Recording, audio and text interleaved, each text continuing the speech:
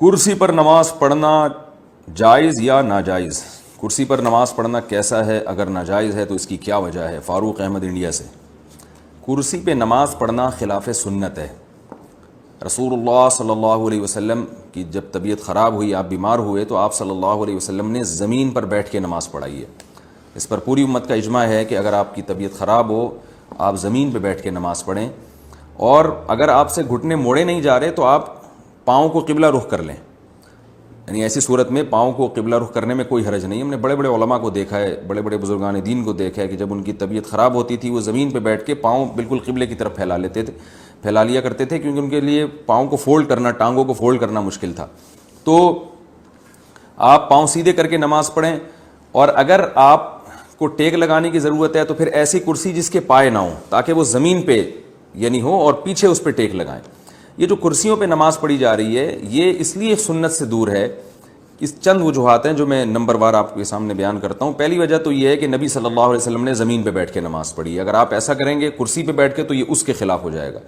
دوسرا نقصان اس میں یہ ہے کہ آپ جب زمین پہ سر رکھ کے سجدہ نہیں کر سکتے تو بیٹھ کے اگر آپ سجدہ کریں گے تو وہ کم از کم زمین کے قریب پہنچ جائیں گے۔ اس میں تواضع زیادہ ہے۔ اگر کرسی پہ بیٹھ کے آپ سجدہ کریں گے تو زمین سے دور ہوں گے، قریب نہیں ہوں گے۔ تو سجدے کی سنت بھی زیادہ اچھی اسی صورت میں ادا ہو سکتی ہے جب آپ زمین پہ بیٹھ کے سجدہ کریں۔ یہ دو فرق ہو گئے۔ تیسرا فرق کیا ہے کہ کرسی کی وجہ سے صف میں خرابی ہوتی ہے، جبکہ زمین پہ بیٹھ کے آپ نماز پڑھیں گے تو صف نہیں ٹوٹتی۔ کرسی اگر آپ صف میں رکھ لیں تو آپ دیکھیں کہ وہ جو کرسی پہ بیٹھے ہوئے صاحب ہیں ان کی ٹانگیں آگے جا رہی ہوتی ہیں، اور صف تو بنتی ہے ایڑیوں سے، تو سب کی ایڑیاں ایک لائن میں ہیں، اور جو کرسی پہ بیٹھے ہوئے صاحب ہیں ان کی ایڑی آگے ہوتی ہے۔ یہ تیسرا نقصان ہے۔ چوتھا نقصان یہ ہے کہ کرسی کی وجہ سے صفوں کو سیدھا کرنا بہت مشکل ہوتا ہے۔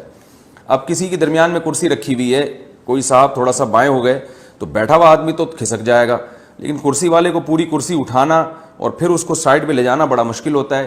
اسی وجہ سے ہم نے دیکھا ہے کہ وہ بعض دفعہ صفوں میں جگہ خالی ہوتی ہے اور وہ جو نمازی ہیں وہ کرسی پہ بیٹھے ہوئے ہوتے ہیں اور درمیان میں جگہ خالی رہ جاتی ہے، صف بن نہیں پاتی ہے۔ پانچواں نقصان یہ ہے کہ یہ مسجد کے اکرام کے بھی خلاف ہے۔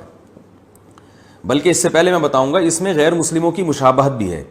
جو غیر مسلموں کی جو عبادت گاہیں ہیں ان میں میز اور کرسیاں ہوا کرتی ہیں۔ آپ چرچ جائیں، اس میں ڈیسک رکھے ہوئے ہوتے ہیں، وہاں بیٹھ کے لوگ عبادت کر رہے ہوتے ہیں۔ 1000 سال سے زیادہ ہو گیا، 1400 سال ہو گئے، مسلمانوں کی مسجدیں ہمیشہ سادہ ہوتی ہیں، اس میں فرنیچر نہیں ہوتا۔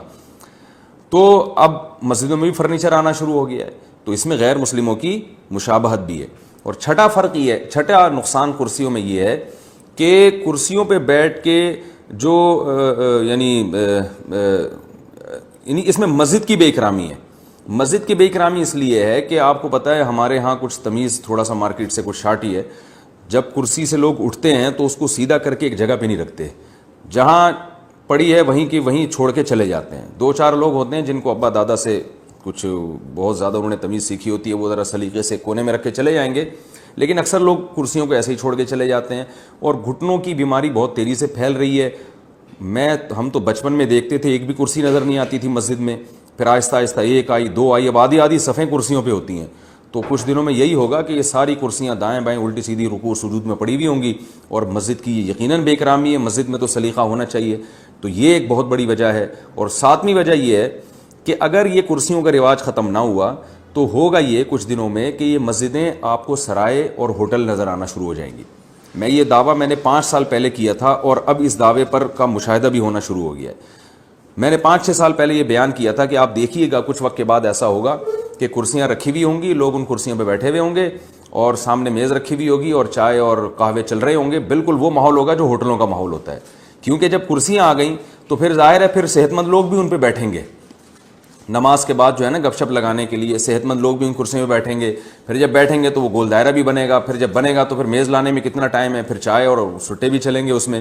تو اب میں تو رمضان میں دیکھتا ہوں کہ یہ سب کچھ ہو رہا ہے، کرسیوں پہ اعتکاف والے بیٹھے ہوئے ہوتے ہیں اور چائے بھی چل رہی ہوتی ہے۔ بالکل وہ گپ شپ کا ماحول ہوتا ہے جو گلی محلے میں نہیں کرسیاں ڈال کے لوگ بیٹھے ہوئے ہوتے ہیں۔ تو یہ مسجد کے اکرام کے بالکل خلاف ہے، اس کو ختم کرنے کی کوشش کرنی چاہیے۔ صرف ایک صورت میں کرسی کا استعمال جائز ہے کہ یہ تمام یعنی آپ کے لیے زمین پہ بیٹھنا کسی صورت میں ممکن ہی نہ ہو، اور ٹانگیں پھیلا کے بھی نہیں بیٹھنا ممکن ہو آپ کے لیے، اور نیچے ٹیک لگا کے بیٹھنا بھی آپ کے لیے ممکن نہ ہو۔ تو پھر بحالت مجبوری کہ آپ کے لیے ایک چیز ناممکن ہے تو پھر آپ کرسی پہ بیٹھ سکتے ہیں, مجبوری ہے, لیکن اس میں بھی بہتر یہ ہے کہ فولڈنگ کرسی ہو, اپنے ساتھ لے کر آئیں, اپنے ساتھ لے کر جائیں. یہ ممکن نہیں ہے تو مسجد میں ایک خاص جگہ ہونی چاہیے جہاں ان کرسیوں کو رکھ دیا جائے. تو یہ اس پر ائمہ کرام کو, مساجد کے اماموں کو چاہیے کہ اس پہ جو ہے وہ نوٹس لیں, اور مسجدوں میں جو کرسیوں کا رجحان بہت تیزی سے بڑھ رہا ہے اس پہ جو ہے نا اس پہ کنٹرول کرنے کی کوشش کریں. آرام طلبی تو بڑھتی چلی جا رہی ہے, کچھ دن میں ایسا ہوگا کہ کرسیوں کے بجائے اب صوفے آئیں گے, آپ دیکھیے گا باقاعدہ صوفے آئیں گے کہ بھئی اب سخت جگہ پہ بیٹھا نہیں جا رہا, صاحب کو ڈاکٹر نے کہا ہے کہ آپ سخت جگہ پہ نہ بیٹھیں, نرم جگہ پہ بیٹھیں, تو پھر وہ باقاعدہ صوفے آئیں گے, اور پھر وہ جب صوفے آئیں گے تو پھر وہ فولڈنگ صوفے آئیں گے کچھ وقت کے بعد, پھر وہ ایسا صوفہ آئے گا کہ بوقت ضرورت وہ اس کو بیڈ بھی بنایا جا سکے, کیونکہ بعض دفعہ نمازی تھک جاتے ہیں, ان کی کمر میں درد ہوتا ہے تو ان کو لیٹنا بھی پڑتا ہے, تو وہ پورا ماشاءاللہ گھریلو ماحول بن جائے گا, آپ کو گھر جانے کی ضرورت نہیں رہے گی.